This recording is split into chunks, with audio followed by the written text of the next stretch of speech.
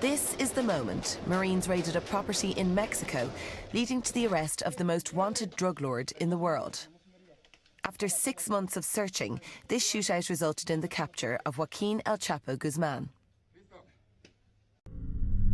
Before I start the video, I want to apologize in advance. My Spanish is very rusty, and there are quite a few place names in this video that I might mispronounce. If you know the correct pronunciations, let me know in the comments. I also want to give a brief disclaimer. This video deals with organized crime and, by extension, some very disturbing and morbid topics, including drug abuse and kidnapping. Viewer discretion is advised. For a very long time, Mexico has had a massive problem with organized crime. Drug cartels and other syndicates have long held a lot of power in the country, with direct and indirect control over various law enforcement agencies. One of the most powerful cartels in Mexico is based in the state of Sinaloa. Back in 2010, violence between rival crime organizations peaked in Sinaloa. The average death count per day was recorded at 180, although most officials agree that the real number of deaths is likely much higher. There are also thousands of missing persons and disappearances in the state, which is not surprising in the least. Insight Crime describes the state of Sinaloa as ground zero for the mass production of drugs such as methamphetamine and fentanyl. In fact, between 2013 and 2020, the demand for treatment related to the abuse of methamphetamines increased by 218% across Mexico.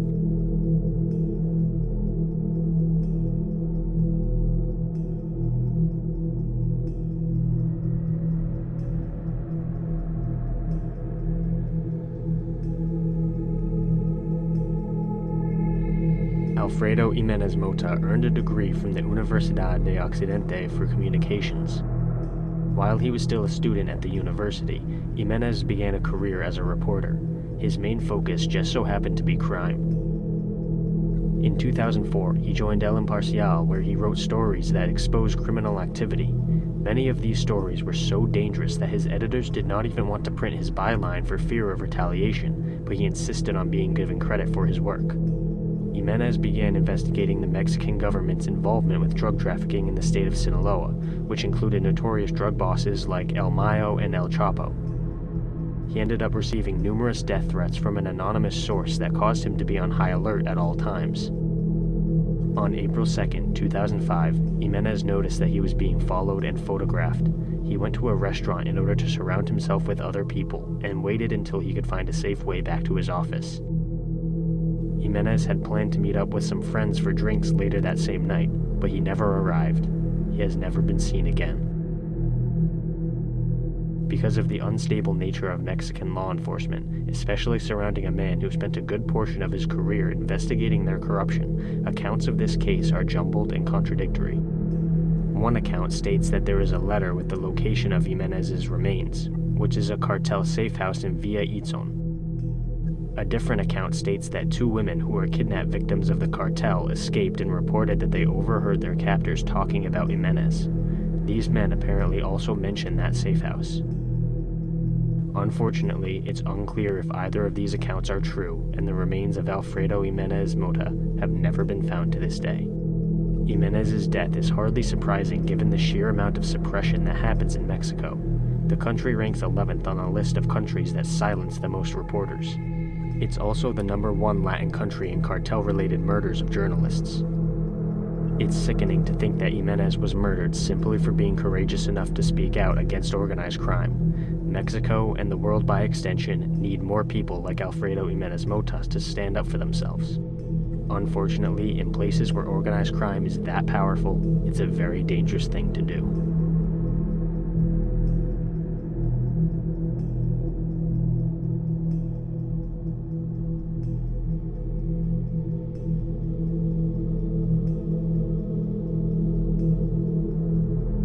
"17-year-old Shelby Lynn Dwyer was last seen in a stationery store and internet cafe in Salvador Alvarado in the state of Sinaloa on March 31st.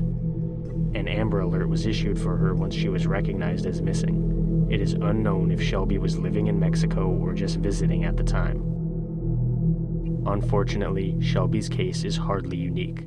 In fact, the exact same day that the Amber Alert was sent, the body of a 20-year-old woman from Texas was found in El Verde over a week after her last known communication. Beyonce, Jasmine Amaya had been dumped near a farm after her murder.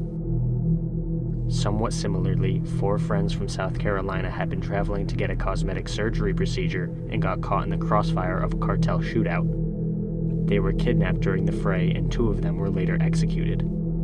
All of these cases in which American citizens got caught up in cartel activity demonstrate the horrifying nature of these regions. Through no fault of their own, they became entangled in a business that nobody should ever have to be involved in. Always be careful when you're traveling, especially when your route takes you through an area that's known for its violence. When people get in their way, cartels don't discriminate.